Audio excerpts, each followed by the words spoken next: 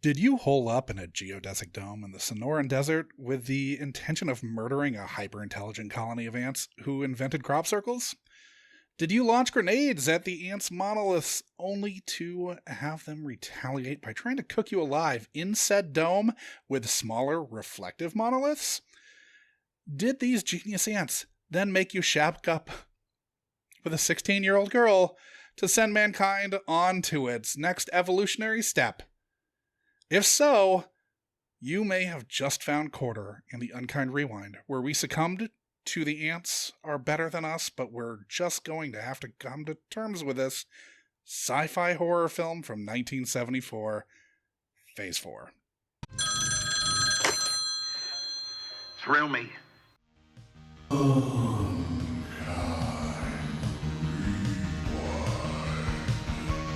gonna name you Coda. You get a name too, Podo. Got good news and bad news, girls. The good news is your dates are here. What's the bad news? They're dead.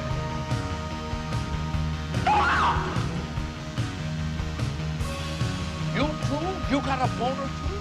Blue Steel. Greetings from the land of sky blue waters, where I, Josh Dugan, have been diligently disassembling all of my electronics to make sure there are no ants inside chewing on critical wires. Dialing in from a floor in a New York high-rise where we can only hope he is high enough to be safe from our tiny overlords is my co-host Sean McGrath.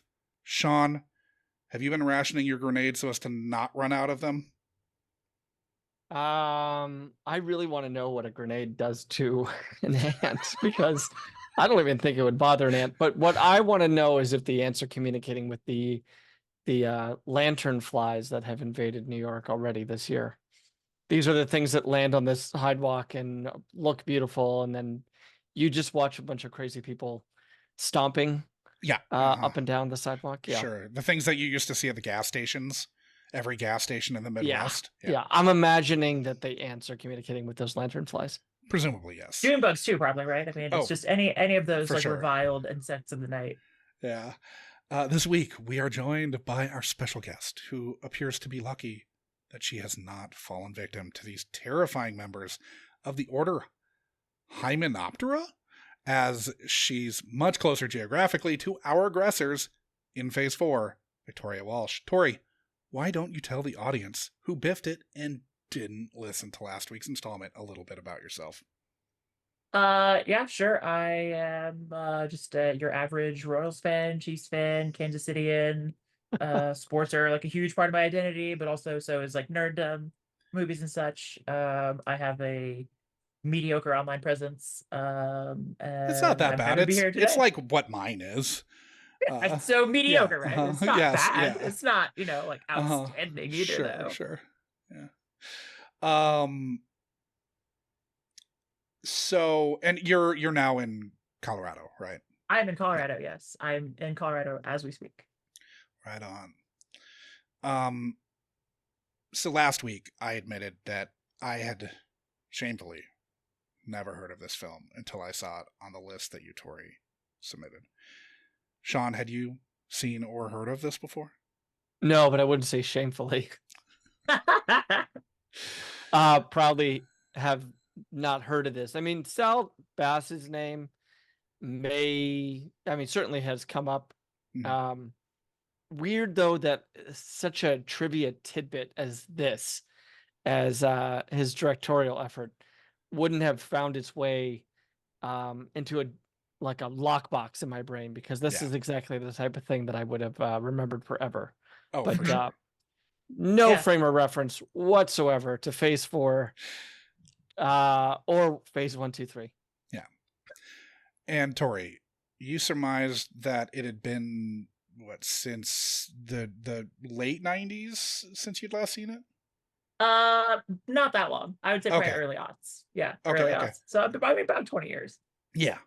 Plenty of time to have forgotten plenty of this movie. Plenty of time for them to say get to... I did. Yeah, I mean, I'm sure we'll get to it, but there was plenty of forgetting that took place. Right plenty on. of time for a Phase 5 to be in action.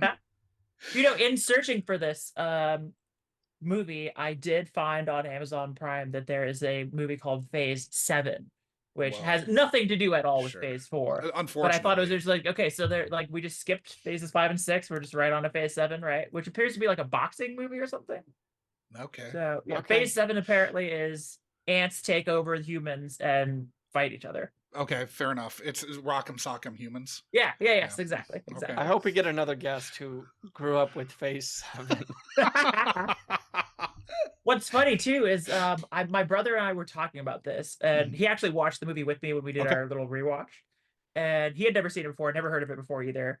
Didn't hate it. I kind of thought that he was gonna hate it, honestly. I fully expected him to be like, why'd you make me watch this? This is terrible. Because he not a big insect guy. Okay. But also it should, it is it's not a perfect film, right? As I think we might have alluded to already. But I might beg to differ, but we'll get there.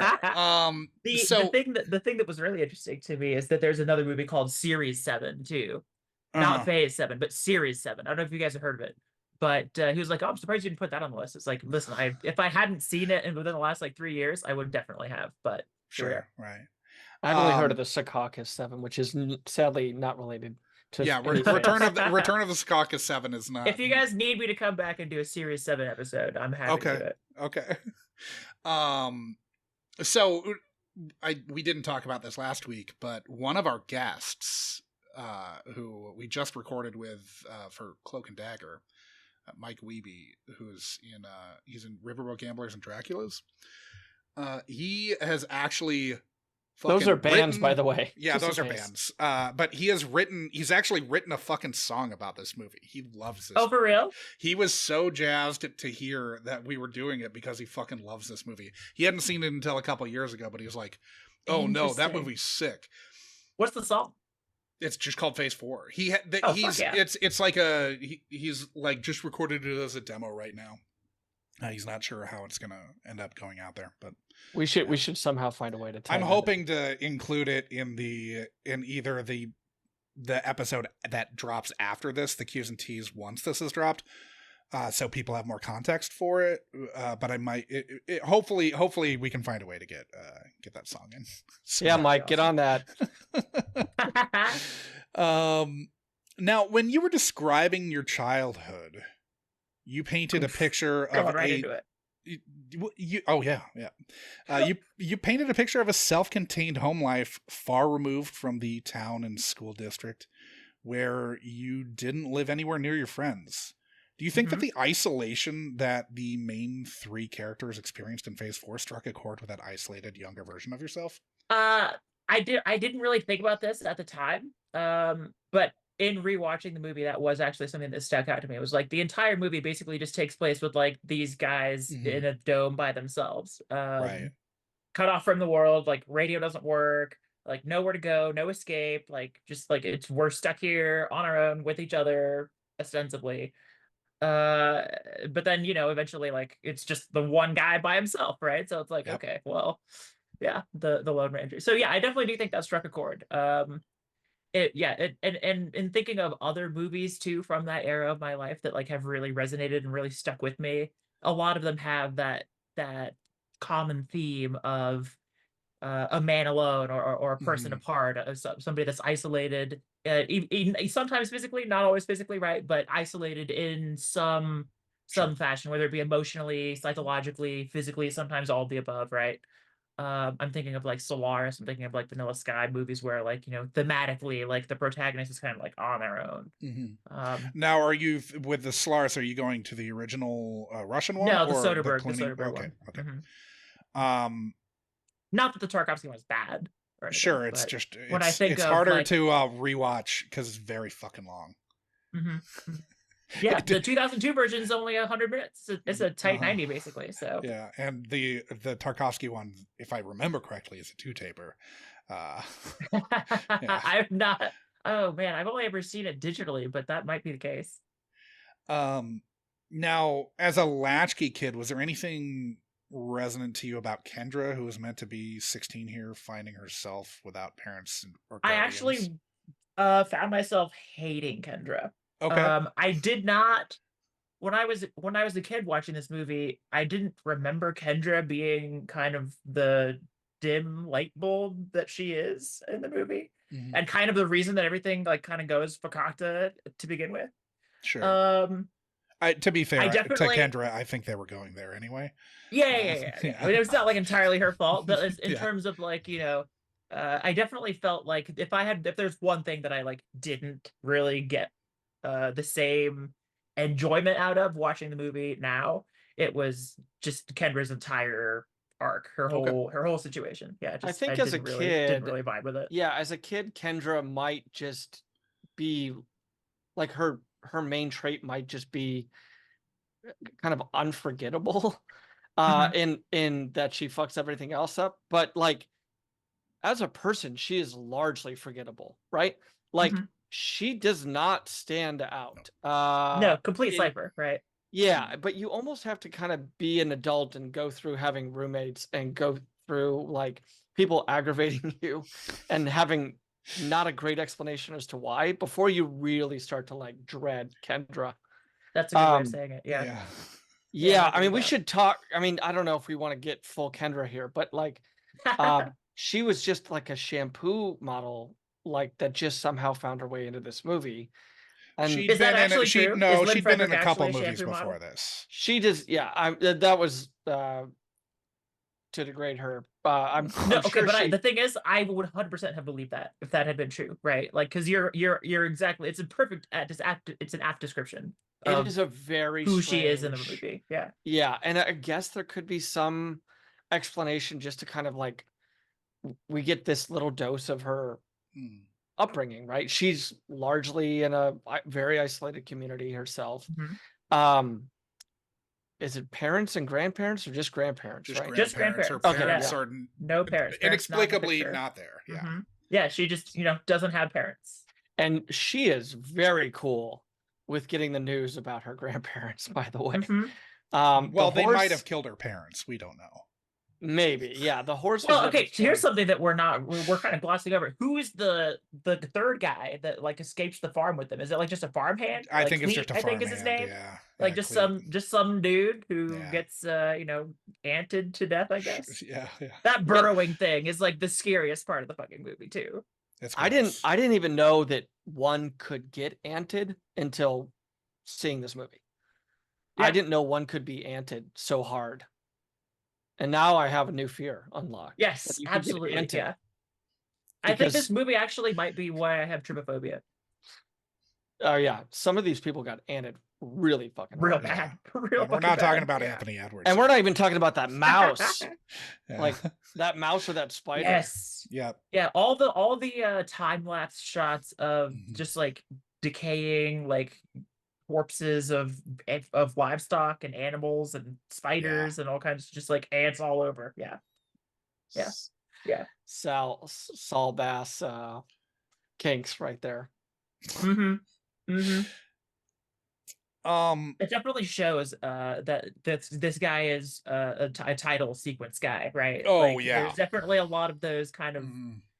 esoteric, like weird, artsy, like 70s montages in the We'll film, definitely too. get into that a little more later. Because anyway, you talked about how you found this movie by waking up in the middle of the night to a movie playing about ants after falling Mhm. asleep, having Mhm. watched some teen movie on HBO's own. This is something we really haven't dived in before with the guests, whose relationships to the films we watched were largely related to having rented the movie.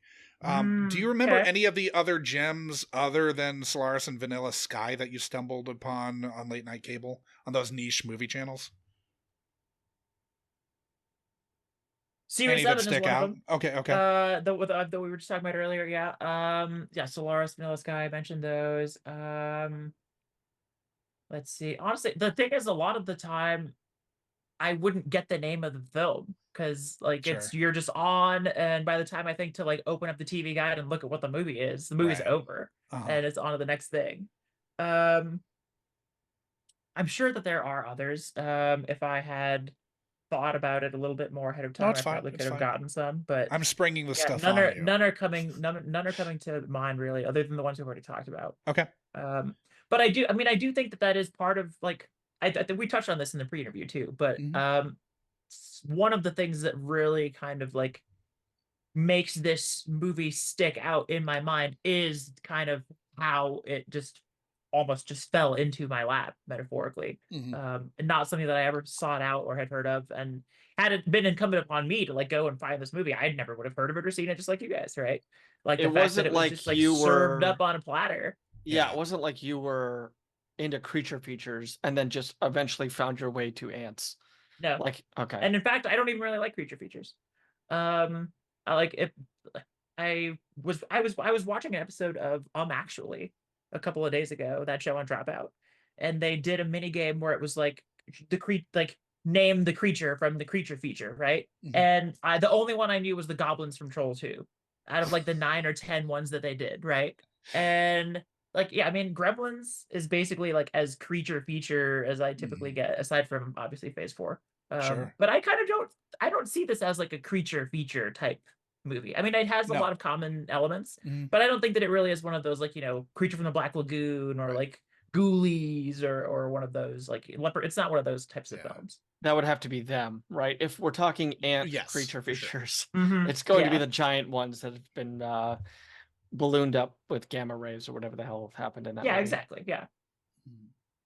So we're going to throw to your first clip here. While talking about how you first happened across this film, you spoke to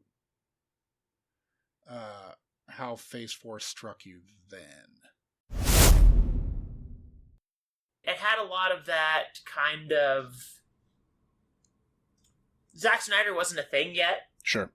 but it had that sense of being like a dystopian film that prized imagery and like the vividness and the evocativeness of the imagery in the film almost more than the actual content of the film, which Sure. now is pretty much how every film is made. But at the time, it struck me as being like, wow, this is a movie that almost exists like for the sake of itself. Like this is really interesting to me. So, having not seen this in all these years, did you come away still thinking that it prized the image over the content of the film? I would say not as much as I did in that clip for sure. But I do think that it's still a solid take on the film. I mean, it definitely Yeah. has the feel of and there are still some sequences that seem pretty gratuitous, right? Like it's just imagery for imagery's sake. Sure. I think it's only like an 84-minute film. You could Mhm. probably cut it down to 70 minutes and not really lose a lot of the actual structure of the film. But what about all the I don't ant know. footage? I don't know if it would be a better movie by doing that, Right. right? Because like a lot of Mhm. that actually does go to selling the world and kind of the stakes of what's happening. Building the But inevitability of the ants. Yeah. right, yeah, exactly. But yeah, it's definitely a movie that I still like the Zack Snyder comparison, honestly. Like it's a Mhm. movie that draws inspiration from Saul Bass's own background as like a title sequence guy, and it definitely has it shows his origins in ways that more traditional films really you don't see a lot of that type of stuff. Sure. Did it work more for you now than before or less? It's hard to say, honestly. Parts of it still absolutely hold up. And I mean, given that it's been 2 decades of development in terms of like new films have come out, and I've seen more films, Mhm. since then. It's interesting. I can appreciate it in different ways now because you can see a lot of the things that were influenced by it, right? Like, obviously, I think we made a parallel already to the Andromeda Strain, and I think Mhm. that still absolutely holds.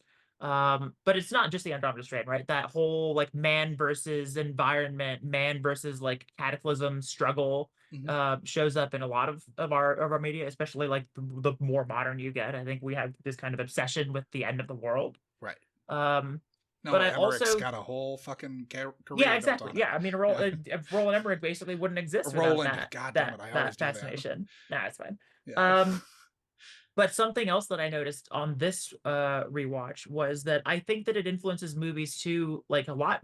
How do I want to say this? movies like Alien, right? Like I could never like prove that Ridley Scott watched Phase 4 before he did like Alien, but just looking at the set designs and kind of like even the music of the film and the way that some of the scenes are shot and the presentation of like the xenomorph and everything, like I felt a lot of echoes in it, because I watched Alien again recently with my brother, and the whole time I was thinking like, wow.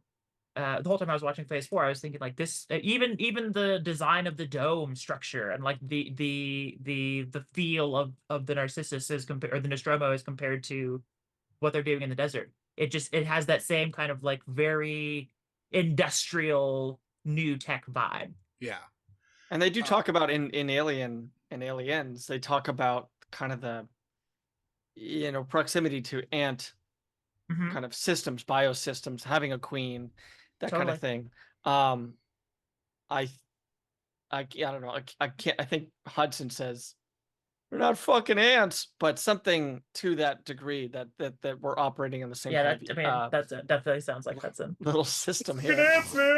But I also I couldn't help but think of the Warriors, especially early on here, because we have these ants, right, coming together that have never like peacefully coexisted, unprecedented before. Yeah, Right. And ants that like don't really speak the same language, that are enemies. Can they dig it? I don't. Apparently they can dig it, because they literally dug a fucking murder box, and that guy fell into it, right? And no one shoots Cyrus, right? Yep. Like when we have that fucking ant, and it also brought memories of like Zion with fucking Morpheus preaching to like the followers, and a lot of that is before the orgy breaks out. Yeah, before the orgy. Part of that is just the subterranean nature of it. But I was like, wow, this is like all gangs becoming one gang. Like the world is going to just roll over once. It's the reverse Tower of Babel, right? I mean, and actually that's an interesting, because they kind of gloss over that in the intro to the movie, right? When he's just doing his like setup for the film, they kind of gloss over the fact that like, oh, all these ants that have never worked together before now are working together. And it starts by killing a big fucking spider. But like, yeah, like it's a serious thing. And you often see, I mean, it's literally the inverse of the Tower of Babel, right? Like God smote us to all speak different languages because we were getting too powerful, right? We're getting too close to God or something. And so, like, if you take that away and suddenly the language is no longer a barrier, right? Like, that same logic applies to not just humans. I mean, any kind of animal kingdom thing, right? If the ability to communicate is, if the impetus, if the hurdle to communication is removed, then yeah, that's so scary. the language of I would God. want to be on the other side of that. The language of God is probably squeaky ant voices, because I'm not sure ants can vocalize. It actually like that. is, Sean. Trust me. Oh, it is. Okay. So if you get enough ants together, it's like this. a lot of weird screeching going on. The Ridley Scott read makes sense too, because he came from advertising, so it makes sense that he would be looking to another guy who ostensibly came from advertising. He was a graphic designer who did a bunch of corporate logos and shit like that too. So it would make sense. Yeah, that checks out. Now, Sean mentioned that if neither he nor I had ever heard of a film, there's usually a reason. Sometimes it's quality, sometimes it was sunk by the studio, etc., etc. Well, while the studio didn't actively try to fuck this over, like they did with, say, Night of the Creeps, or much more infamously, Ishtar, they did force Saul Bass to excise a 4+ minute final montage. I'm glad you're bringing this up. Did you guys look it up? Did you guys watch it? I did. I watched as much as you could. I don't know that it's the whole thing, and the quality's terrible, but yeah, I saw the same YouTube video. Yeah, it's probably. Like someone like on their camera. But it is so basically what had happened is there's a surrealist 4-minute montage showing the way human society would evolve into Phase 4 as prescribed by the ants, that makes the ending make so much fucking sense. It's very frustrating that they decided it was Paramount, right? Paramount decided to just not have them have that. And I didn't know this actually until after I just did the rewatch and was looking into other things I could watch, like people talking about the movie or like reviews at the time Sure. and things. And I yeah, just still, had this I still lost don't know ending about clip. this. So I did not see this. Yeah, so in 2012, the Academy of Motion Picture Arts and Sciences Academy Film Archive discovered the long-rumored alternate ending and restored it. Whoa. Mhm. Now, Yeah, so they've done repertory screenings of it. Oh, yeah. And I think they finally did a couple of home media releases, but not in the They- US. They were like overseas. Oh, Yeah. but So like they there's did one now. in England, one in No, France they or did something. now. Oh, they There's, did? yeah. So you mentioned that you'd bought the DVD but may have never watched it. This is the first time in the podcast where I should note that there's a recent Vinegar Syndrome 3-disc 4K Ultra HD release has the full preview screening version of the film on it. So the full 89-minute version. Shit. Okay. I'll have to check that out. Yeah, Did they do it in honor of us? I hope so. I actually, I'm not joking. I reached out to them today Okay. to see about like a promo code or something. Awesome. Hell yeah. So listeners may have a means by which to get that if they feel as strongly about this as I do. This is the first time that we've watched a movie where I kind of like very badly want to get the movie. So I would love to have seen the reaction, the coffee spit take when they read that email today. Oh yeah. Well, they released it. Like they Vinegar Syndrome is all about like weird. But you're implying that there's a podcast they're like an Anchor Bay focusing type on this studio, movie. right? Yeah. Oh yeah, there is though. Yeah. It's this movie. Or this podcast. Anyway, so now box office figures aren't really available for 1974. It's kind of before before studios were widely publicizing what movies were successful or not successful. So we have to take the Wikipedia page and the studio at their word that this was a flop. It did get mixed reviews, though it's found its ardent supporters in the years that have passed. Yeah, I was surprised at how much discourse there was on like YouTube and stuff about this movie. Like 2-hour long reviews and like 2 or 3 hour long like okay, the movie's only 85 minutes long. Okay, guys. Yes. We don't need to have like 50,000 hours of discourse on this movie. But maybe we do actually. So Or yeah, I would posit that we do. So when asked to summarize the plot of the film, you recalled it thusly. You hung up on us. No, so I'll throw that clip here. There's a plot? Oh, shit.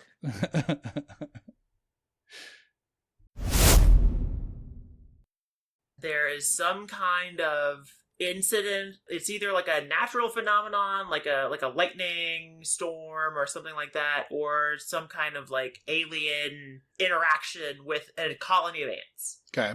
And that causes this colony of ants to become like the superlative ant life form on planet Earth. And they kind of become like the predominant ant colony. And these two researchers are sent to, I believe this happens in Arizona, is where it happens. Or maybe New Mexico, somewhere in like the Southwest desert area. These two researchers are sent down to where there's this fucking like massive monolith ant colony situation happening, and they have this research station in the desert where they set up to like study the ants and like fight the ants and like see what's going on with that. So phase 1 is like the ants evolve, right? Phase 2 is like these guys are sent in to study the ants and see what's going on. Phase 3 is they fight the ants. So essentially like they realize the ants have become sentient, the ants are like out to fucking get us, and we have to fucking like fight back. So they have these like tools and countermeasures that it's like an Andromeda strain situation, right? Okay. Like only instead of like a disease, it's ants. Okay. And so they go full Andromeda strain protocol. There's a girl that shows up and she gets like kidnapped by the ants or like brainwashed or something. And then they end up becoming overwhelmed. They lose the fight against the ants. They all get captured by the ants. And then the end of the movie is them all being like brainwashed by the ants and like awaiting their orders because the ants have won and like the world's fucked. It's funny. Usually when people when the guests are giving the like sort of plot summary, Sean is like, no, stop. He didn't stop you there. And you went to the end, and I don't think it changed anything. I don't think it like because the ending is so like it's not quite surreal, but it's definitely like very out there. The way it's shot, I don't think it mattered at all. I was listening to that, like, and like, I recalled being hung up earlier when you kept saying captured, because in my mind it was like they had little tridents and were like cornering them. It's like a and, like a Gulliver's Travels yeah, type like situation. getting them into cages and like barking orders and poking them to get into like their No, cell. it's much more insidious than that, actually. Yeah, it goes up her clothes, Right. right by the nipple, which is very weird. And then speaks to her from her arm. And I it guess. all, Yeah, just so like, strange. would they have been cool if she hadn't broken that glass? Like, that was really kind of like the tipping point. That was right? the was the inciting action for that. Because doesn't yeah. I keep calling him Ahab, but fucking was it Okay, he Hubs? definitely does have Ahab vibes. Yeah, Hubs. Big Ahab vibes, yeah. Yeah. Like when that was like kind of when Hubs got it, right? Mhm. And then his arm swelled. Yeah, and that's when he got bit. Mhm. Yeah. Do you think Spielberg saw this? Oh, for sure, right? For sure he did. Yeah. Yeah. And that's why it's Quint, right? I've I seen will Jaws, like, say twice, but I will say, Josh, that if we're hanging out Cronenberg probably too, honestly. yeah.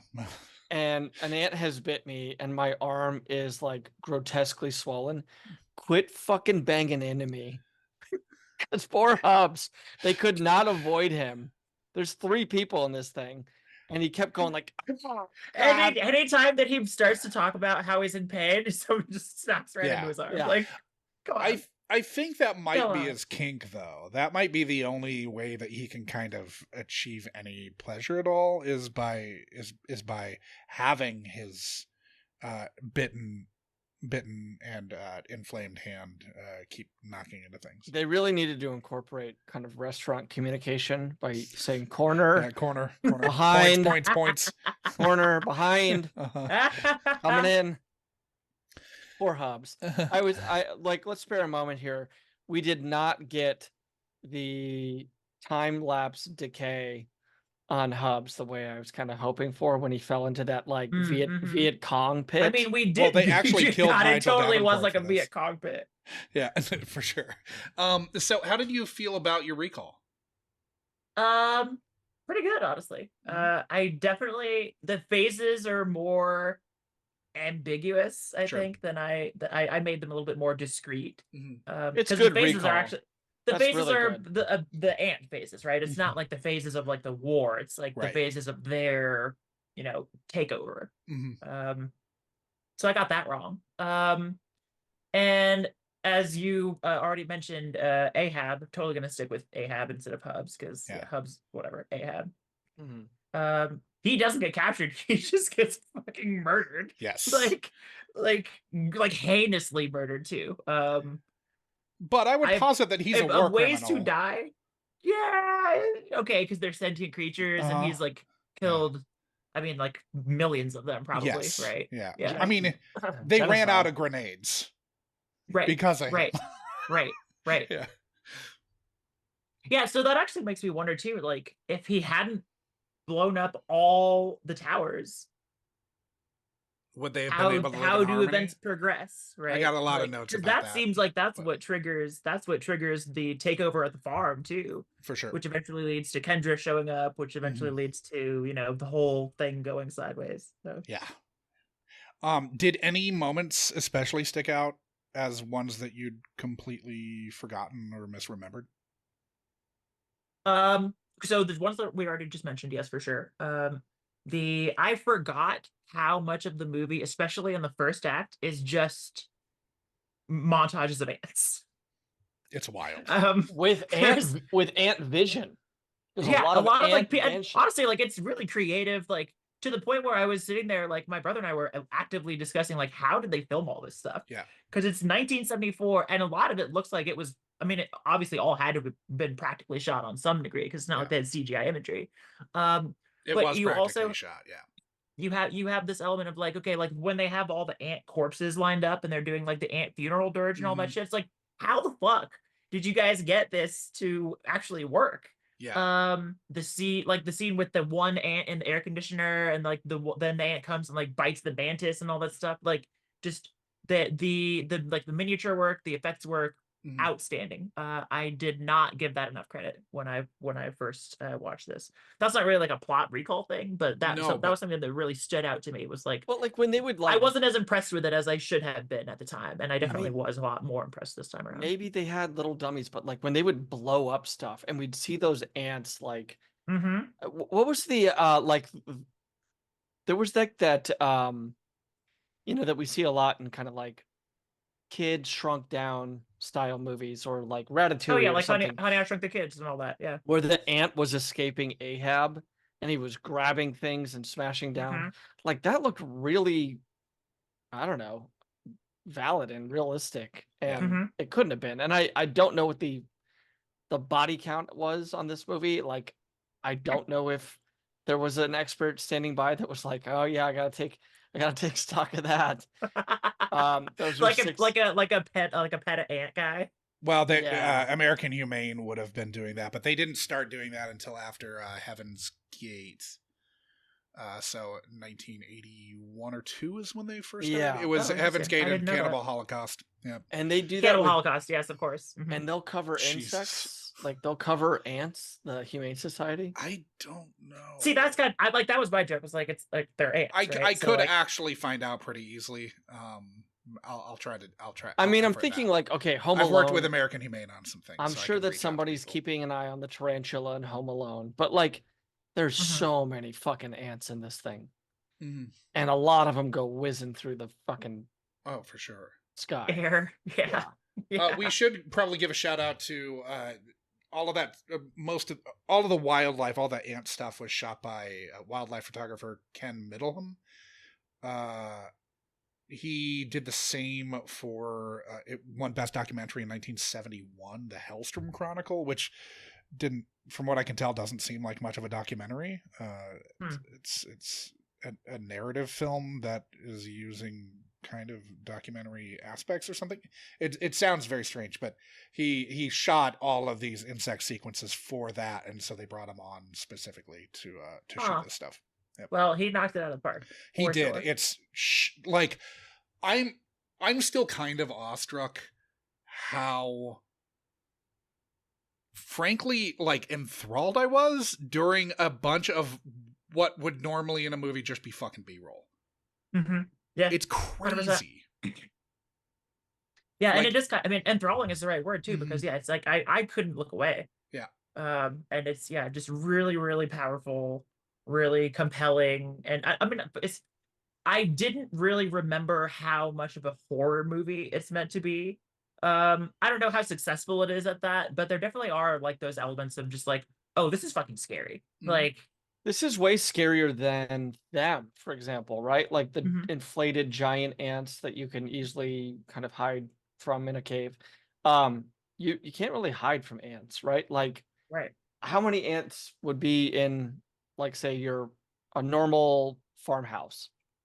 Thousands, millions? Yeah, I don't know. thousands, right? Yeah. And then when and there's one ant, there's like 1,000 ants. yeah, Right? Isn't that the and old if they adage? Yeah. all have an agenda to fuck you up, and they have some type of like toxifying bite, Mm-hmm. which, you know, Or at least these are- some of them do. some of them do, Yeah. I mean, you can't really run from that. Yeah. Mhm.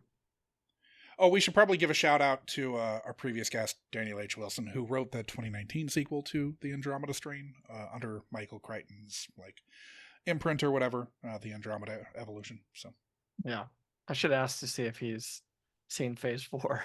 I bet he has. His movie was The Gate, Tori. Yeah. Ooh, okay. Yeah, that one's really fun too. Now you remembered the world being fucked as the ants have one-upped our scientist heroes. Did you still read it that way this time? So yes, I did. But I definitely read it even more that way once I saw that lost ending. Because the theatrical ending of the movie is kind of abrupt, right? Like he shows up at the queen trap, right? It's a trap. So he falls into the trap, literally falls into the trap, and then gets brainwashed or something, and like they're standing out there like awaiting their orders.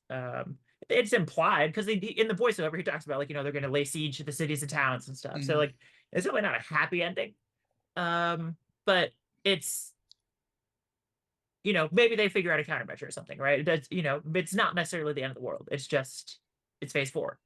Yeah. In that lost ending, in that more elaborate, like originally as conceived version, that is a lot more aligned with what I think I described in my original recollection, which is that the ants win and the world is fucked, and we're just basically like lab specimens on our own planet. But the world it's not a isn't happy ending. necessarily fucked, right? Like Yeah. humans lose, but I would posit that we should have. Because we for- were dicks. and for way more reasons than just blowing up the ants' Pez dispenser statues. Pez dispenser statues. Like humans have had it coming for a long time. If ants are going to be it, then so be it. But like they just became the alpha species. That's true. Yeah. I mean, there is in that lost ending, there is an implied element of like desertification of the whole planet, I think. Like they somehow find a way to like terraform the planet to make it all like this desert colony world that they've built. Which it seems like it's going to be bad for pretty much everyone but the ants. I mean, unless you get in line, stay in line. Sure, yeah. And you'll be okay. Because I was thinking more of like the whole animal kingdom, because it seems like they pretty much eat everything except for humans. Sure. So then you end up with a world that's just devoid of all life except ants and humans. So then are they going to farm us for food or something? Like, I don't really want to think about the implications of all that, actually. None of them are good. I would say that the theatrical ending is, less bleak than that, for sure. I like how Saul Bass was like, let's show time lapse of a creature being like disintegrating, but like let's present that as if it's happening in real time. Yeah. Like it would have taken hours to like say watch that mouse whittle down to the bones, but it was like, oh my god, these ants are moving so fast. We never really did see that. I think like also like the justification for humans losing here also, he's definitely has a bias, because there was like that imagery of like the dead ant carcasses that was straight out of like Gone with the Wind, when we see the losses of Civil War battles. Like Saul Bass is not, he's got a foot like on the pier, and he's got a foot on the boat. Yeah. Well said. Yeah, I mean, it definitely it goes a long way to like humanizing the ants almost. Which, for sure. Oh, kind yeah. of it seems like it's words there, but yeah. It seems like it's chewing on like the issues of colonialism. Like the British scientist is the first to like resort to drastic violent means. And then he enlists the American to do as he does. And then it feels like it's also playing around with like humankind's, or I guess more specifically here, mankind's tendencies towards using violence as a solution for conflict. And it feels like man's, in this case, the two scientists, their man's reluctance to a system where all could be working toward a communal goal is here. And the ants are essentially Russian soldiers lining up to die at the Eastern Front. So just to be replaced by another regiment of soldiers. Oh, they have no problem dying for the cause. Yeah, absolutely. So you saw when they did the carrying the yellow rock in, right? I mean, like they don't give a shit. Like, one dies, the other one dies. Just keep carrying the fucking prize, so they can, right? Yeah, that's so they can get immunity to it.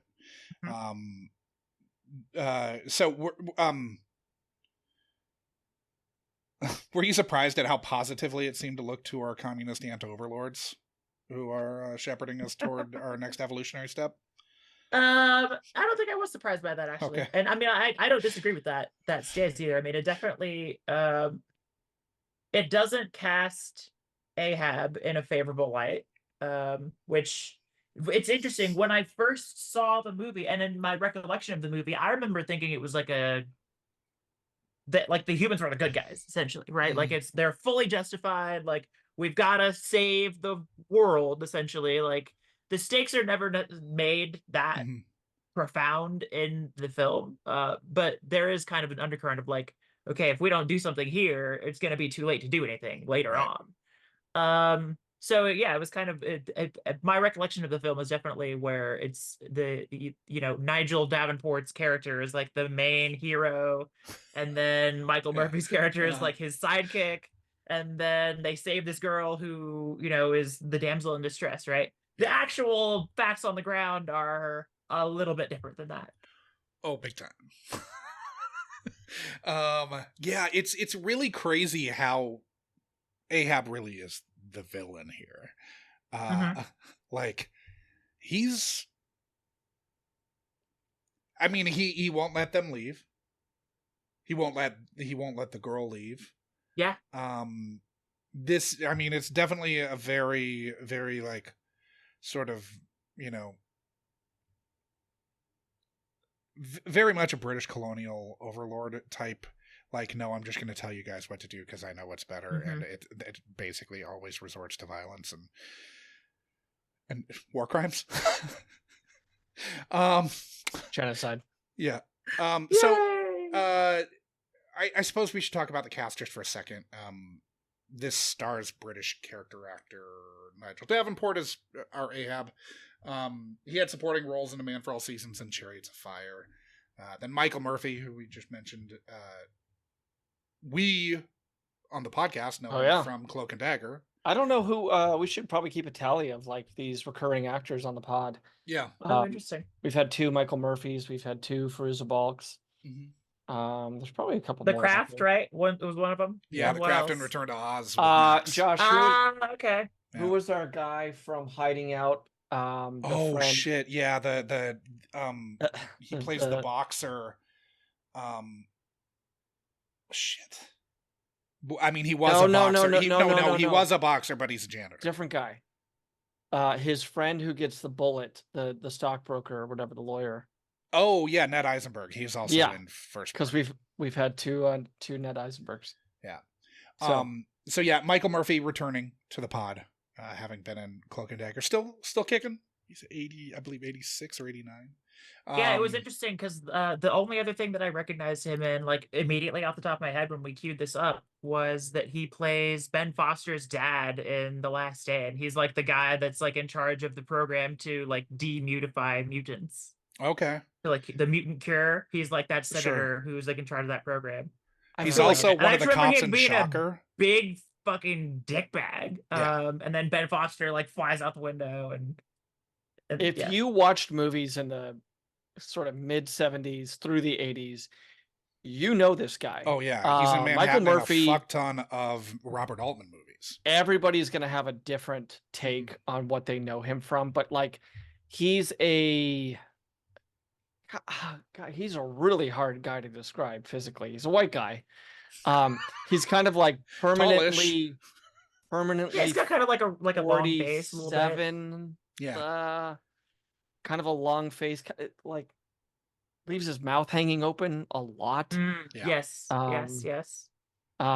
Making the moves on a very young woman in this, but doesn't seem like that's. I mean, is he though? Like, it's like they never. I mean, do at the anything. end, I think we're meant to believe so. Yeah, but is that because of the ant influence? Like the queen's telling them to get it on to like be the progenitors of the new human ant hybrid. I assume that is why, and that's probably why she's supposed to be 16, because that's what. Whatever. I don't want to get into. They are fertility and whatnot, but very creepy. They're a little creepy with her. No, tell me more, JD Vance. No, bad. We should talk about her too. It's Lynn Frederick. She's 19 at this point. They say 20 in some IMDb stuff, but she can't be.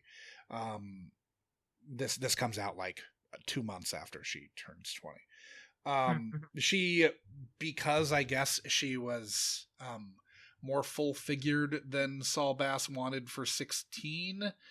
They made her wear a bodice, apparently, but there are many scenes where she's clearly not wearing a bodice, so I don't know what the fuck's going on with that. I don't know why there's that note, because you can't tell. I watched the movie more than once.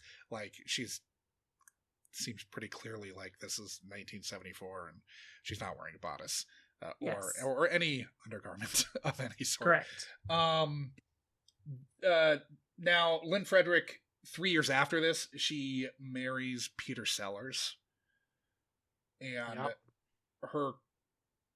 he basically made her turn down work. You could argue that marrying Peter Sellers was her claim to fame, and he kind of infamy. Yeah, and kind of Frank Sinatra'd her career a little bit. For sure. Interesting. I had no idea. Yeah, so she stayed with him. She was his widow, and then became embroiled in a like really fucking dirty, mean like battle over the estate, where she was in the will. She was given what his ex-wife and children thought was too much of the estate. Though she had to fucking punt away her fucking career to take care of him at the end. Yeah, and she's also giving up some pretty good years here. If she's getting married to him in 76, 77. Yeah, she died at 39 in 1994. So she's like, we're talking, he's God. about to die. He dies in 1980. No one knows how she died. Was it maybe to do with the ants? It may have been. Yeah, exactly. Same thought here. Yeah. Wow. Michael Murphy outliving his co-stars here by quite a lot. But yeah, she remarried shortly after Sellers died to David Frost. But that was short-lived, and then she had another marriage after that. But basically, she was persona non grata in Hollywood because she was viewed as a gold digger, which is kind of bullshit. But very quick casting side note for Tori. The grandma that shows up at the screen door, that's Helen Horton, who is not a name anybody really knows, but if you look her up, she's the voice of Mother on the Nostromo. Weird. Yeah. What? Talk about an alien ant callback. Yeah. Okay. She's all the right. count. That just helps solidify my theory that She's the self-destruct mechanism. She's the countdown. Okay. She's MUTHUR, Mother. So Ridley Scott and James Cameron ripped this off. And then who was it? Walter Hill for yes. Yes. Yeah. And the fucking Matrix, of course, at least the sequel. There's a lot they stole from this. Yeah. Wow, and I believe the Community is Paradise City. Yes, Paradise City. So Guns N' Roses, GNR, of course. Yeah. Yeah, come on, jeez. This thing just gave away a lot of IP. I think they really nailed too. It's funny because 1974, right? You think of that being, it was 50 years ago. They absolutely nailed what Arizona was turning into. Just another, failed community in the desert. Like, sure. Yeah. Abandoned golf courses. Yeah, exactly. Country clubs. Oh, fuck. I should be wearing. I have a fucking Ski In Bombay Beach shirt that I wish I was wearing right now, so I could wear that. The Bombay Beach documentary is fucking amazing, by the way. If no one's ever seen it, is it called Bombay Beach? Yeah, I believe so. I believe it's called Bombay Beach. It's by Almahar L, who also directed Honey Boy, I believe. But yeah, really good. But it's about one of those desert, desert resort towns that's built on the Salton Sea, which is agricultural runoff and not a great place to hang out. Very toxic. No, it smells very bad. I was just reading the other day about Zizix. Oh, Zizix, yeah. Zizix. That's that another one of those, desert oases that just popped up on what turned out to be a fraudulent mining claim that this guy had, who was just the ultimate huckster and con artist. Yeah. Zizix is pretty ridiculous awesome. Story. Have you ever been there? Story. I've driven by Zizix Road before, but I didn't know where it was at the time. So I had no reason to pull off there. But apparently now it's a wildlife preserve. They use it to study desert wildlife and stuff. That's pretty cool. Yeah, it's pretty awesome. Very, very into it. I'm into all that weird desert shit. So throwing to clip 3, I asked you what you thought appealed to your younger self about Phase 4. I was a big fucking nerd, and Okay. I'm still a big fucking nerd, right? Like, truly, to me, it was. I think I touched it in the synopsis, but like, I loved that it was kind of this like hyper stylized Andromeda Strain type thing. I hadn't seen the movie The Andromeda Strain at that time either, but I'd read the book. I'd read the Michael Crichton book. Yeah. And so, yeah, I had recently read the book, and I was kind of just on that wavelength of, you know, science versus not necessarily like nature, but like science as like we're gonna fucking like in a crisis situation, it's all or nothing, like us against the world. And I don't know.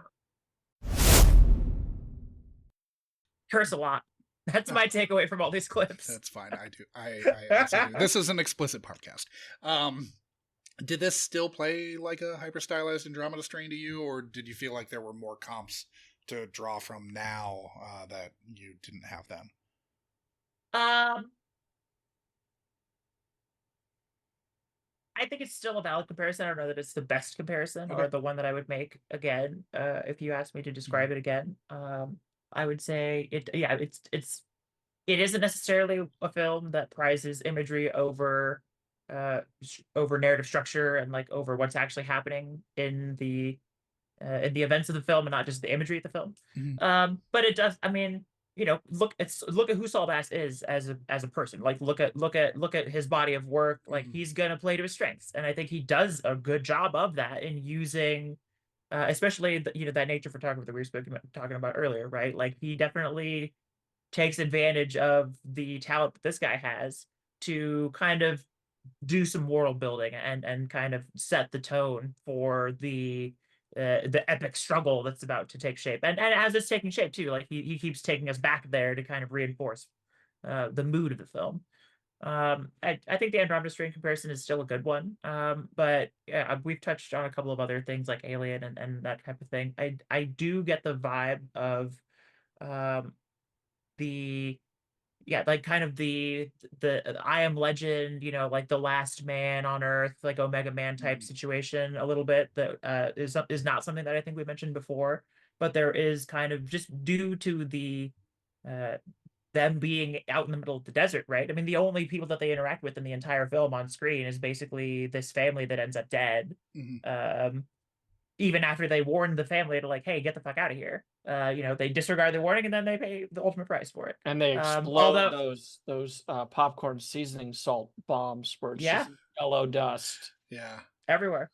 Everywhere. Can't Although, so you actually could probably make the argument that the death of those guys ends up being the fault of Ahab, right? Because not only does him blowing up the towers cause the initial like attack on their farmstead, but also he uses all that yellow shit and drowns them in it. And I mean, I don't know, being like poisoned to death by Agent Yellow doesn't sound like it would be awesome.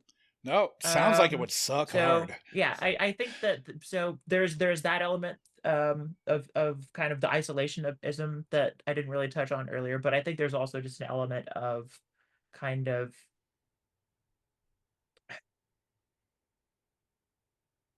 obsession. Like it consumes Nigel Davenport's character, right? Hubs is his actual name, right? Yeah. I mean, Hubs goes from being this guy who you think of as, okay, he's the scientist that's gonna, you know, like research what's going on and solve the puzzle, to essentially just like full apocalypto, like Ahabs. Ahabs, yeah. And maybe he could have done it, right? Like maybe he could have done it. But as soon as Kendra gets angry about her dead horse or whatever. Exactly. As soon as the horse girl goes full horse girl. Breaks that shit. He gets the bite, and then Hubs goes downhill, right? He can't think clearly. He's compromised. And had Hubs, you know, not stay clear. Yeah. Had he had the pure blood without having the antitoxins, who knows? He could have saved the world. Is this movie more anti-British Empire or anti-equestrian? Yeah, oh man, I think it's definitely an anti-horse girl movie without a doubt. Okay. It's got some, you know. Here's the thing: if you're a horse girl in the British Empire, this movie is coming for you. Yeah, it's coming for you big time. Did you guys think that how do I want to ask this? Was it obvious to you guys, like from the jump, that humans were kind of the bad guys in this movie? I didn't pick that up. No. It definitely once. I think once you get enough of a glimpse of Ahab's, yes, absolutely. And it's pretty early on to me that it reads that way. Like certainly by like the 30-minute mark and probably before that. I thought it lingered a little bit longer. I definitely think by the time that Ahab's is trying to smash our yellow ant or whatever, we're rooting for the yellow ant. For sure.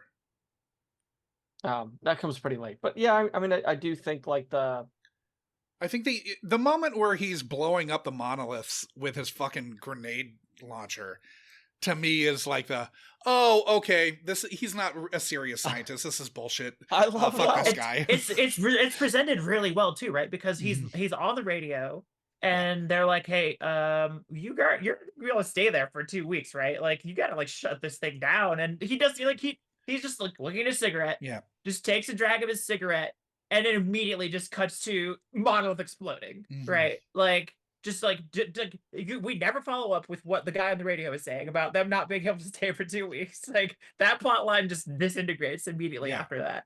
He goes out there, wastes all the fucking grenades, does his whole thing, and then comes back inside. And then later on, the guy on the radio is like, hey, we were thinking about this. You should try blowing up one of the towers and seeing what happens. And he's like, yeah, I'll take that under advisement. After he's already committed the genocide. Like, I'll think about it. But I don't think that Ahab's is representative of the entire human race in the same way. You know, like we still have Michael Murphy. We still have Kendra there, right? It's not like right? If he's the only human and he's going through all this, then sure, like we have a pro-ant bent. But we do have some people that we're hoping don't get time-lapsed eaten. With those two, even as they're the hope for the future. Yeah, even as like lurky and creepy Kendra can be at that lab. I also thought maybe somebody's mentioned this, but Invasion of the Body Snatchers is right around this time, and there's a lot of that type of like mind control stuff. That you're talking the second one with Sutherland, not the first one. The first one's from. I assume that's what you're talking. What was the machine budget on this fucking movie? Dude, they were real machines too. It was real computers and shit. And they were just flipping They shit were functional. Yeah. And they were fucking like frying them too. Like, let's just like destroy all this shit. It's wild. They brought in like, it reminded me of like the computer lab from like Willy Wonka and the Chocolate Factory, where it was just like spindles and with the guys that are trying to like calculate where the golden tickets are going to be, right? Like I am now telling the computer exactly what it can do with a lifetime supply of chocolate. So they just, I mean, that's a few years earlier. Those did that shoot in Kenya too? Did they use the same computers? No, but British. The ones that were left. Oh no, the inside was at Pinewood. Never mind. Exteriors were in Kenya. Yeah. But they just like ship down all these giant like computers that are probably like far inferior than your the iPhone. Speaking of the machines and the technology and that's portrayed in the film, right? I mean, we've already talked about Alien. Something else that I got that I haven't seen this movie also in a really long time, but I remember seeing it as a kid. It's an Eric Braeden movie called Colossus: The Forbin Project. You guys heard of this? Oh, I have seen Colossus. Yeah, so it's like War Games type situation. Like they build this supercomputer. Eric Braeden is a scientist on a team. They build a supercomputer. They turn it on. It's a little Skynet-y, right? Skynet type situation. Yeah. I won't spoil the movie, but yeah, there's a lot of this kind of like really like big old like ENIAC computer type shit going on. It was a great time to be analog. Like it was just the fucking heyday of analog. How did all the science and technology stuff play now to adult Tori as an avowed nerd? I actually liked it. Okay. I liked that they kind of like. I think it works better when you don't try to just like techno babble things away. Like for instance, the yellow chemistry thing, right? Like I kind of like that they didn't really try to explain that, right? Like you just take it at face value, right? Like, oh, they do some shit, we counter with yellow chemistry, right? Like, what the fuck is yellow chemistry? Not important, right? Like if that's where you're getting bogged down, you're focusing on the wrong details of the film. Well, right? especially Like, this you're is losing the Agent plot. Orange's Right, Agent exactly. Orange. Like it's 1974. We all know what it's supposed to fucking be an Mhm. analog for, Sure. right? Like how much fucking like DDT and shit did we drop on Vietnam? So Right. right, everyone knows what we're talking about here, and It we was- don't need to belabor the point. Yeah, there was some interesting technology in how they were setting the ants, but they still had to like talk on the phone with a microphone. Like, Mm-hmm. Yeah, it's a little bit anachronistic on some of that stuff, but yeah, like the way that they kind of hand wave away like the Well, that might have been communication the thing. sat phone of the time. I don't know, Yeah. like because it's probably I'm sure they don't have a phone line run to that structure. So maybe that's the or at least the analog to the sat phone of the time. So thrown to the next clip, I asked you what memories stuck out to you most about your past with Phase 4. So the thing is, this is not a movie that I think I've ever talked about to anyone. Like because of shame or No, it just was because it was just like it wasn't a movie that I like. It blew me away or changed my life or anything. It wasn't that I was like ashamed of it or anything like that. It was just like I thought it was really cool. I watched it a few more times, and it's always kind of stuck with me. But I've never just been like, okay, guys, like let's hash it out. Phase 4, Sure. best movie ever made, or what? because those people don't look, exist. motherfuckers, you're all gonna watch the Ant movie. Right. I've never wanted to be that person. That's like, everyone, I saw this movie. You all have to watch it. That's your assignment. When we see each other next time, we're gonna talk about it. There'll be questions. There'll be pop quiz. Which I guess isn't a pop quiz if I tell you that it's happening. But whatever. Do you feel like your assessment of the film as not that good still holds true, or is this viewing with the passage of time changed your view of it? I would say that it's a better movie than I gave it credit for. If you had asked me to rank it at that time, like rate it on a scale from 1 to 10, I probably would have given it maybe like a 5, or like a 6. I would say it's probably like a 7. And if you get the original ending in there, it's probably closer to an 8. Yeah. I think it does a lot of things right. I think the studio interference in the script and in the editing room is obvious. I would love to see a director's cut of this movie. I think that it definitely would benefit from a second, more complete pass. But I think I gave it a kind of a little bit of a raw deal in that clip because it actually it is a good movie. I still like the movie, even after watching it again.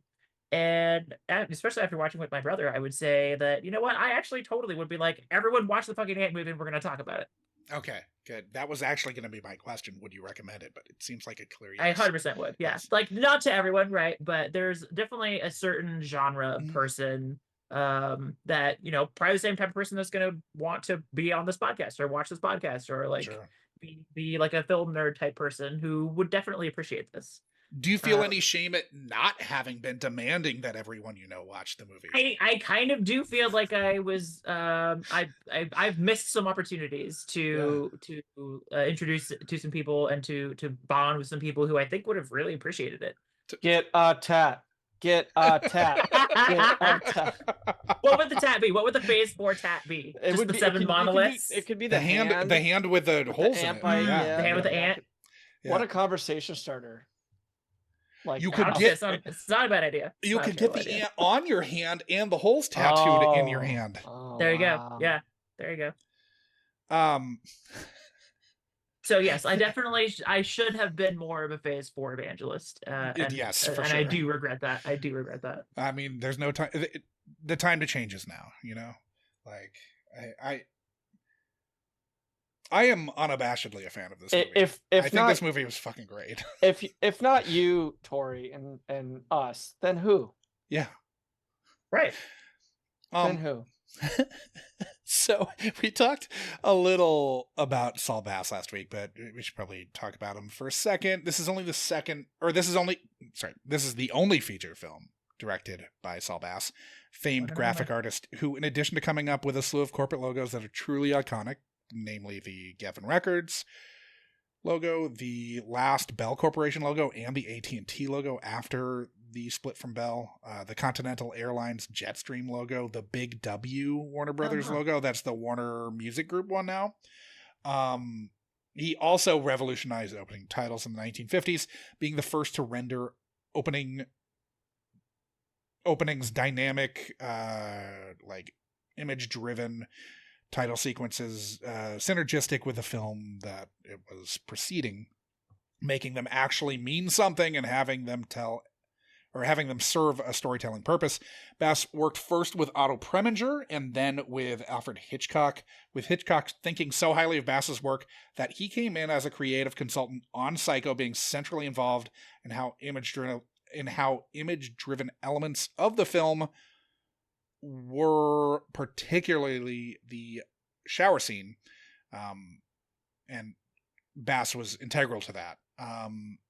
After marrying Elaine Makatura in 1961, they collaborated for the next 30 years. All told, he and they worked with giants Billy Wilder, John Frankenheimer, Stanley Kubrick, Billy Wilder again, James L. Brooks, and Martin Scorsese. Both Billy Wilders. Yeah, both Billy Wilders. The one that everyone knows about. And the other one. And the one who did Grindhouse stuff. Yeah, but he crafted some of the most memorable opening film titles in history. So. Oh, yeah. Very few of them have the kind of acid, like psychedelic jazz score behind it the way that this one did, though. Yeah. Oh, I think that, Saul Bass did a great job kind of really nailing the zeitgeist of the 70s. Not that I was around for it or anything, but given what I understand about the vibe, I think Phase 4 falls right in line with it. And I will say, given that it's been so long since I watched the movie originally, the very first thought that I had when we put this movie on and the psychedelic intro starts was like, man, because when I watched it the first time, I was 13, 14 years old, maybe, right? Like, or like barely in high school, had never smoked weed, had never drank, had never done any kind of psychedelic drugs. You know, that is no longer the case. Sure. And my first thought watching this movie was like, holy shit, I have to watch this again on acid. Like the literal first thought that I was like, I need to watch this again on acid. Holy shit. I don't know if you'd come back from that. Yeah, that could precipitate a bad trip. One of my things is acid movie or horror movie acid trips. Okay. Wow. So like I've seen Alien on acid, I've seen like The Exorcist on acid, I've seen like The Descent on acid. It's the thing I like to do. I don't know. Right on. Or he's stealing our second podcast idea. Okay, so throw into the last clip. I asked, what expectations do you have for your return to Phase 4?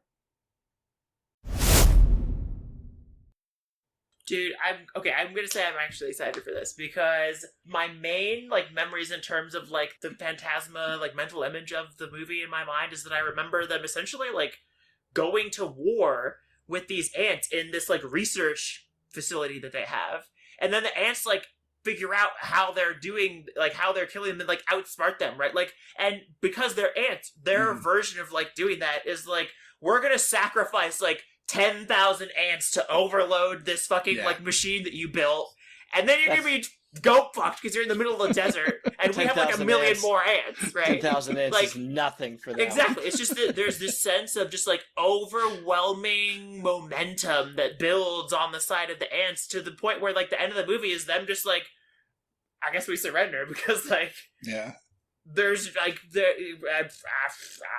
ants win, right? It's such a weird concept, but there's the sense of like inevitability that builds throughout the film is just like I don't know, it's palpable, and I'm looking forward to re-experiencing that. How did the inevitability of our defeat, at least this iteration of humankind, play to you now compared to how you'd read it as a teen?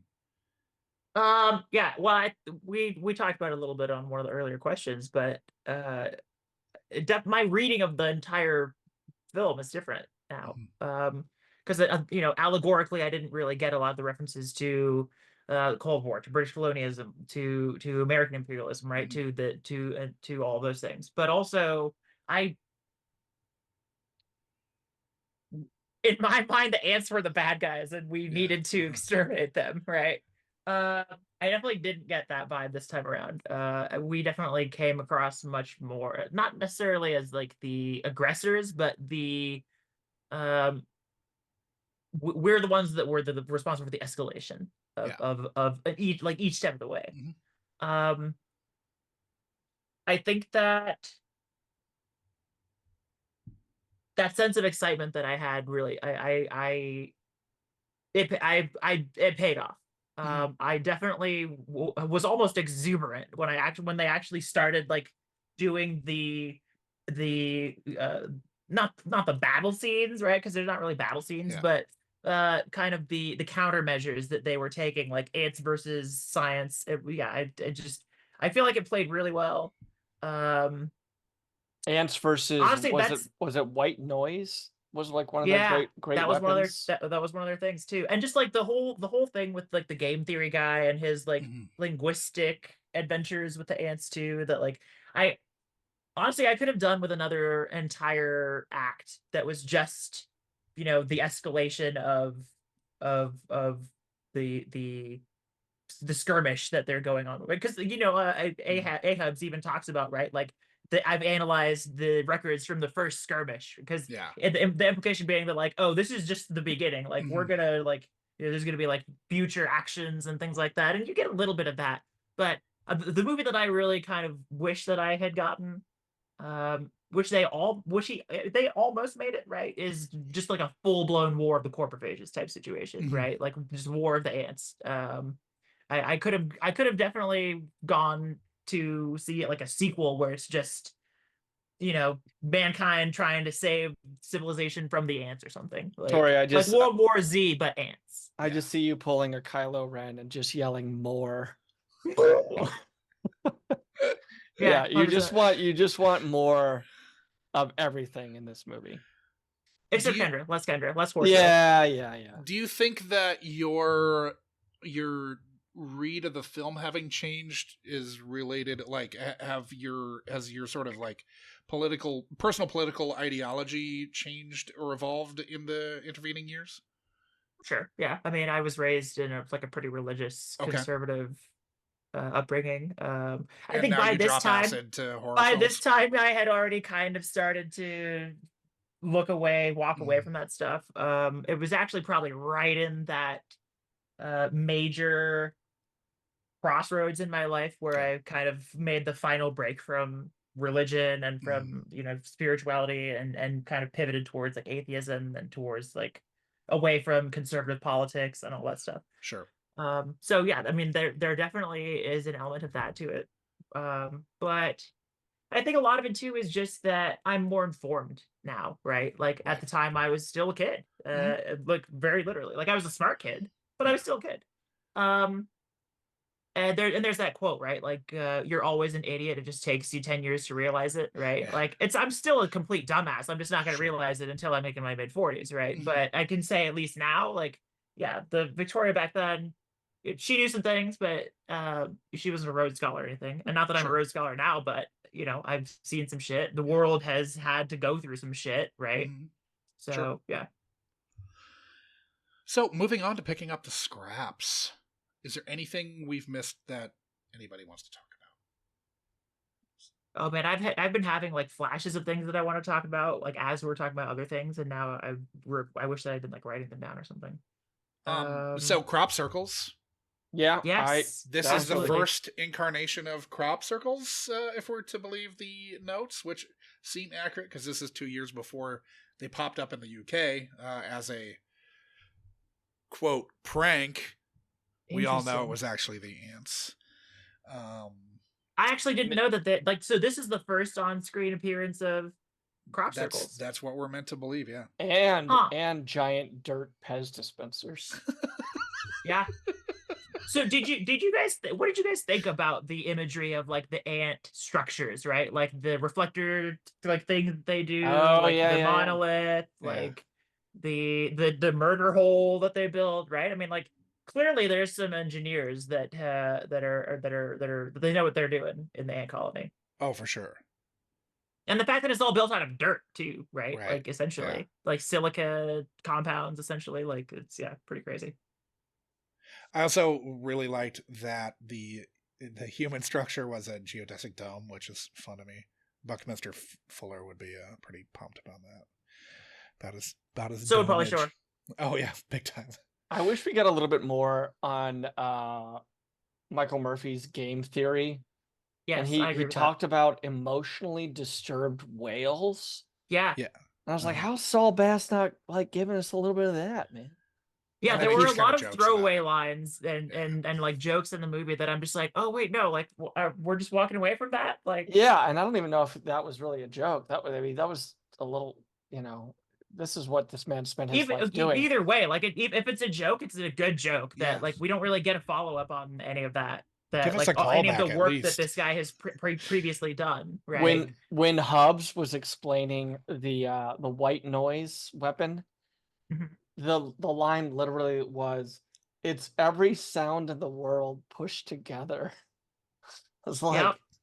so like an Okay. aardvark getting hit with a beach ball.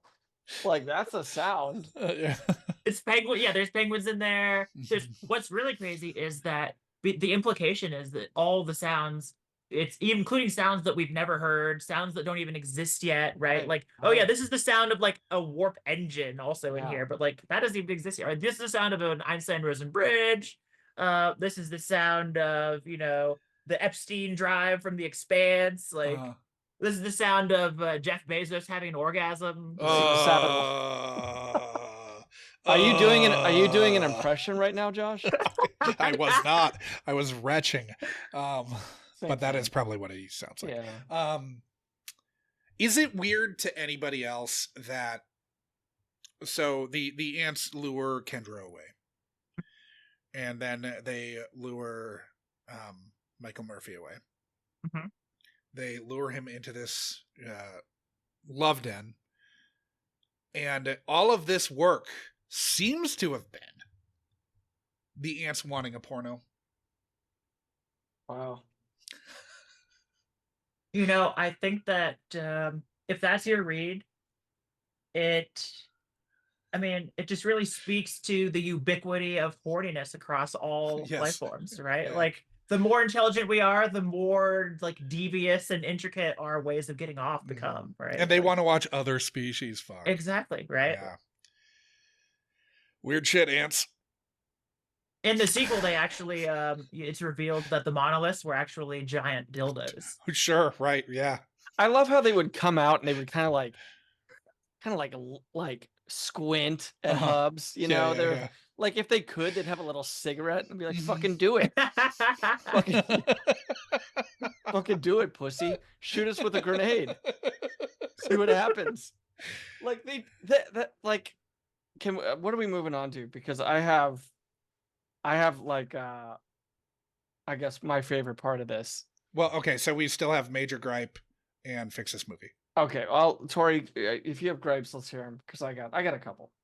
We're probably gonna have similar gripes because I think we've been well aligned on this so far. But my number one gripe is definitely that Horse Girl doesn't. I mean, Kendra's entire character just exists to be a foil for the scientists and in their efforts to like actually be effective in what they're trying to do.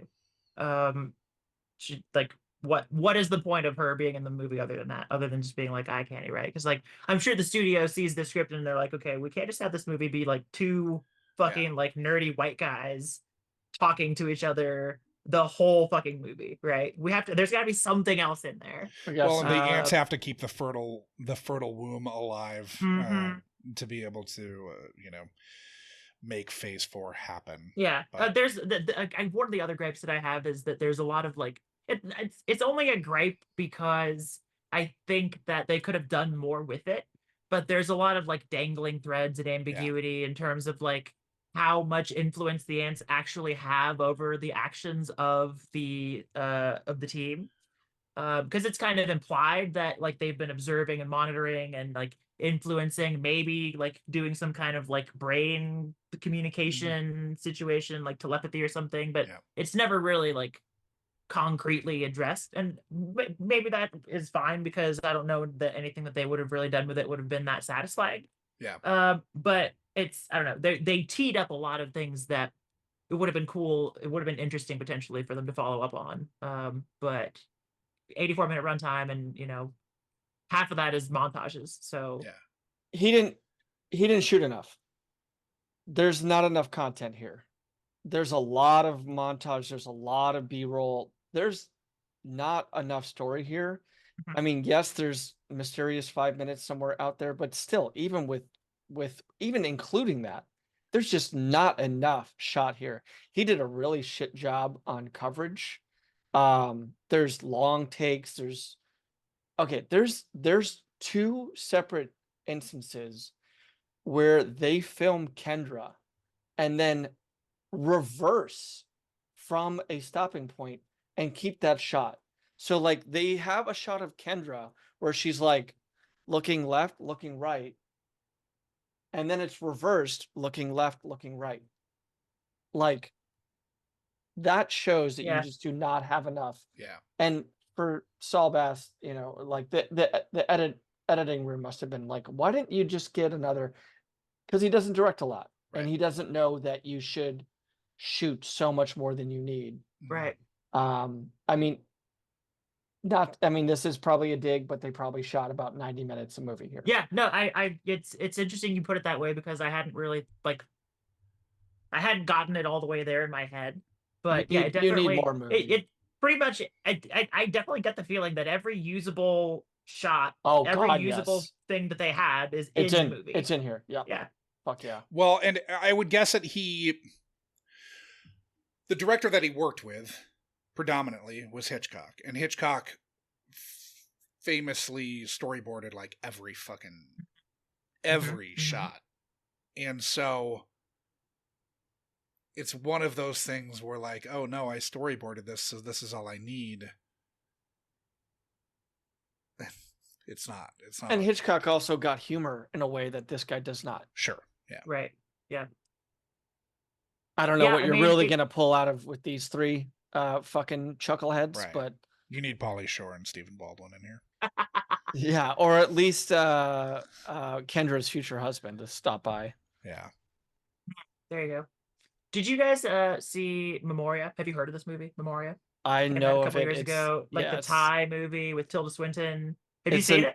I have not, but it's a name. The director's name is like a Pita and a Chaka. It's a mouthful. It's a mouthful. It's a mouthful for sure. Yeah. I could probably look it up, but that's not important to the story. So I saw Memoria in theaters because it's only showing in theaters. That's one of the unique things about the movie for people that don't know. So this guy directed this film with Tilda Swinton in it, and it was done by, I want to say, Neon.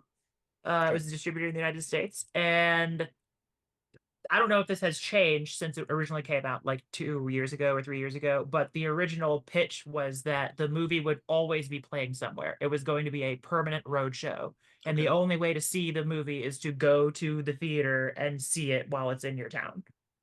So it played here at the Alamo in Denver last year, 18 months ago, something like that. And my brother and I went and checked it out. And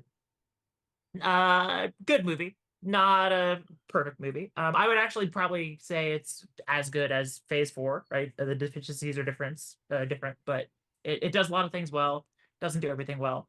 But I definitely got Memoria vibes on this rewatch. And after the movie was over, my brother was like, so do you want to talk about it, or do you want to like save it all for the pod? And I was like, no, we can talk about it. And first things out of his mouth were like, did you feel like this was like Memoria? And I was like, it absolutely is. Yeah, because there's a lot of attention paid to the technical details of the film. Very much to the detriment of the actual plot of the film, right? Like I feel like Saul Bass and his team were so concerned with the nature scenes and the ant scenes and the photography and the surrealism of it and the sound design, right? Like absolutely meticulous sound design in this movie, right? And a lot of attention is paid to like these very, very minute technical details. and that really Memoria is similar in the same way, because the sound design and the cinematography and the structure of the film is almost more important than what actually is in the film. I feel like Phase 4 definitely kind of got bogged down in that same way, right? Like Yeah. I wouldn't say that it's a strength of the film, but it is an interesting. It makes it interesting to watch, I think. I think my fix would be just that they need to flesh out Kendra some if you're going to have that character there. I get why you would have the character there, but she needs to do something more. You know what you probably don't need is the 3-person communal shower. Yeah, with a 16-year-old. Yeah. When they Yeah, had where they're doing like the delousing or whatever. the detox shower, and she's standing there, and like we see like bare men chests because of her height, and like this pensive. I was like, I don't know if we. Yeah. If I we mean, really there are a need lot that. of sketchy. Honestly, I like to That's me, the other you can- big fix is you she can doesn't need to be excise that 16. character from the film entirely, Yeah. and you don't really lose that much. Like maybe you have to come up with some alternate explanations for a couple of like key events in the plot, or you maybe write the script in a way that isn't so reliant on such an obvious trope. I guess that's Or- kind of like that trope always bothers me. Just like the incompetent teenage girl shows up and fucks Yeah. everything up. Like, Or here's a fix: the ant bite that Hub sustains, like, changes the sex of Hubs because the ants know that they have to procreate. Boom. Jurassic Park, and again, like life finds a way. yeah, when you were saying that, I was like, that's so Goldblum, because you're like, you as scientists were so preoccupied with whether or not that like you're doing your Saul Bass impression. Another movie that I think this pulls from is fucking Jurassic Park. Another or vice versa, and The Arrival. We haven't even talked about that. And learning the language. 1996 one. Yeah. The good one. Denis Villeneuve. Just Arrival. Okay. Arrival, thank you. But the language of the. I actually meant to bring that up earlier as well. Yeah, because it definitely. This movie, like, if you could just like see the family tree of Phase 4, there's so many strange tendrils that come out of this fucking thing. Because there's no fucking way Denis Villeneuve did not see this. He's seen this. No, oh for sure. He without a doubt.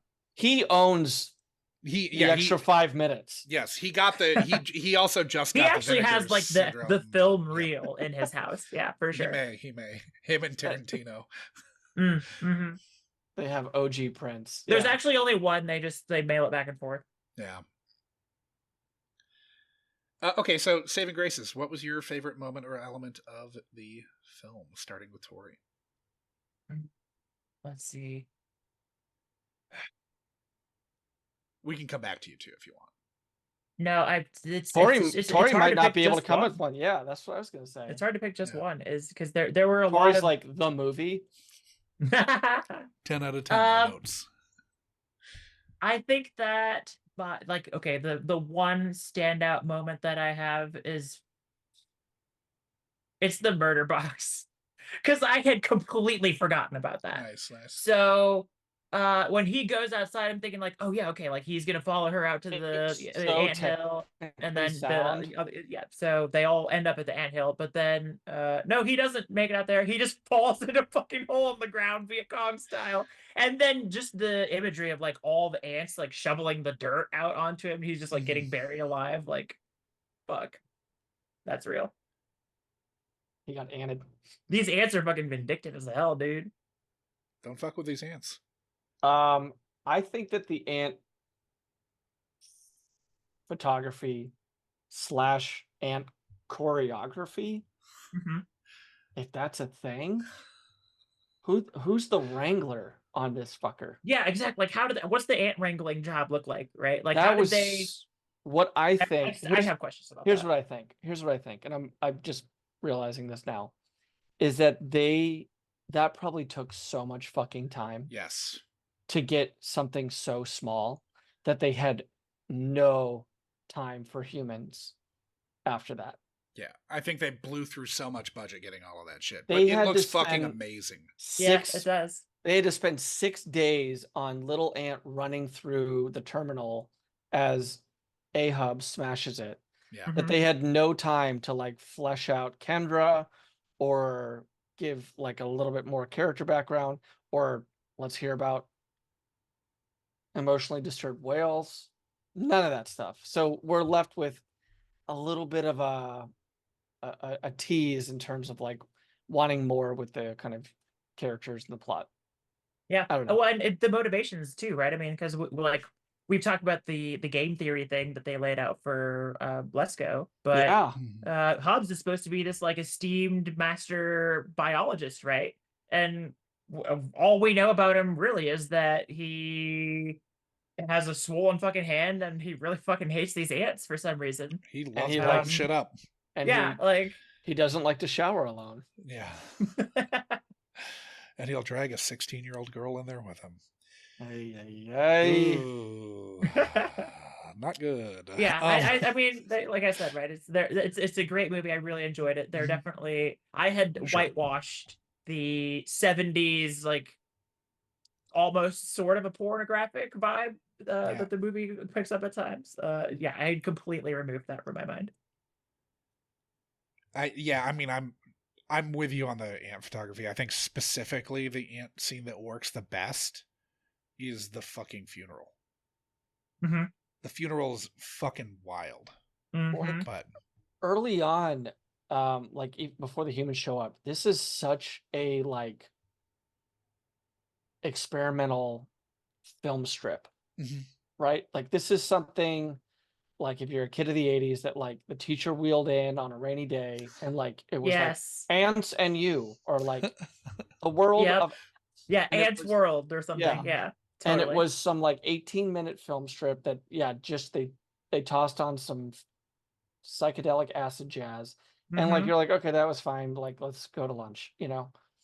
And then we of course we get the storyline, we get the VO, we get the background, but yeah, it was like this. I mean, you could have maybe done this nowadays in IMAX.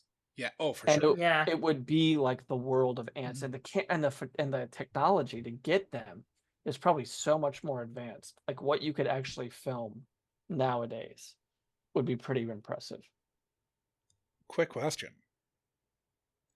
When do you think the first moment on the like time of runtime of the movie, when do you think the first time we see a human face is?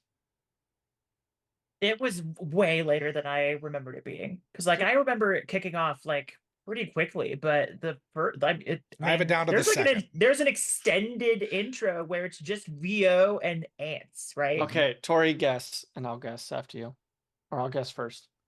I'm gonna say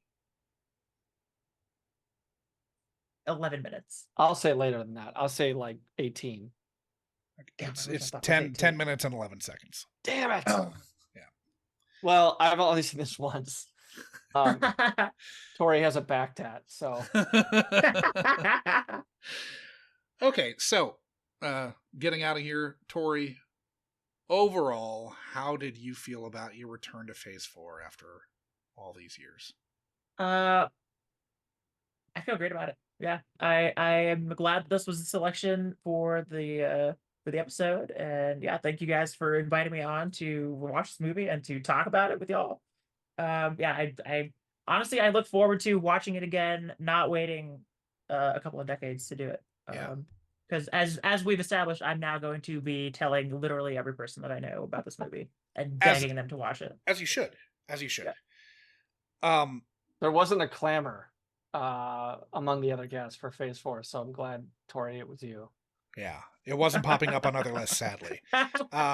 But now it won't have to, because hopefully everyone will have watched this. So before we say goodbye to listeners at home, where can they find you, Tori? Instagram, Twitter. I review Spelledex. It's Twitter. You can find me on Twitter and Instagram as Mightie Minx, MIGHTIEMINX. I'm sure that'll also be in the description of the video. So it will. Yep. Well, you can also find me at home, but don't try to. Okay, yeah, that'd be fucked up. Don't do that. Well, Tori, thank you for opening up. I would say subjecting ? But I don't feel like you subjected your childhood to the scrutiny of the Unkind Rewind. I think it was more of a gift. It was a celebration, really. Yeah. Well, she did, and she was rewarded. Yes, so rewarded heartily. And you opened up Josh and my eyes to Phase 4 again. I'm dead serious. I really like this movie, and I'm considering buying that special edition. If you get the promo code, I will absolutely buy it. I actually was just looking to see if I can find it online. It's on. If you go to vinegarsyndrome.com, it's there. Yeah, I've got it right here. So. And a very rare hat trick to get a title past both goalies here. Yes, that we have not heard of. Awesome. And have it actually like, I was not. I had some high hopes because it was Saul Bass, but like. Those were dashed by the fact that this was unheard of. Yeah, was kind of like very reluctant about like, okay, well, we're gonna do this, and hopefully it's not a fucking trash heap. Even if it was, though, I think that would have been fun too. Yeah, even if it was, there's nothing like it, right? And I think people who see this have to, like, once they do, it's something that's so unique. Even if it actually is not something that they resonate with, it's something that they're not going to get anywhere else. It's not some you don't forget this movie bullshit rom-com or some 80s teen thing that just like slipped through the cracks and 1 of 1,000. Like this, this is. I mean, yeah, 1 in 1,000. Yeah, I mean, going back to the very first question, right? Like I described to you how I watched this movie. Like, fuck knows what movie it was that I was watching when I fell asleep, right? But I sure as fuck remember Phase 4. So many and apparently remember it pretty well too, right? Like, yeah. Your recall was very good. I mean, I guess there's so much ant footage that you only need to remember like. Yeah, there's really not that much to remember. Yeah, there's like 30 minutes of people. There's 2 characters and then a horse girl. So yeah. Well, Tori, thank you for joining us. Of course. Thanks, Tori. Yeah. Thank you, Sean. Thank you, Josh. Yeah. And have a good night, y'all. We'll see everybody next week. Bye. Ants out. You've just listened to another installment of the Unkind Rewind podcast, mining and potentially ruining your childhood for content, one film at a time.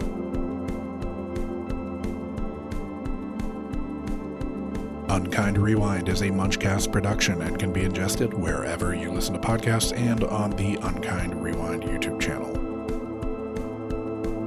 Music for this and every other episode of Unkind Rewind was composed by Divorcio Suave. Rate, review, like, and subscribe to Unkind Rewind on Apple Podcasts, YouTube, Spotify, and Good Pods.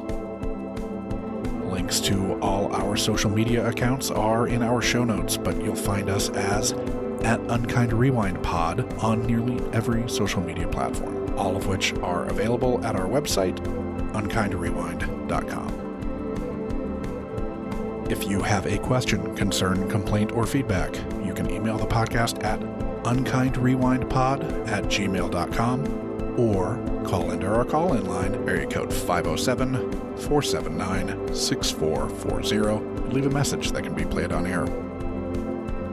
Fans should join the Munchcast Discord to discuss this or any other episode of the Unkind Rewind with like-minded people. This dialogue may just make it into a future episode of the pod.